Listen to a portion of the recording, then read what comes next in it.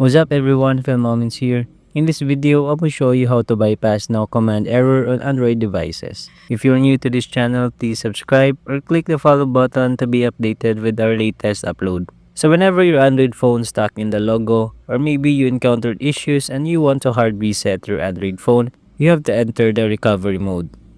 Now to enter recovery mode, while your phone is off, long press on the power button and the volume up button simultaneously about 5 seconds.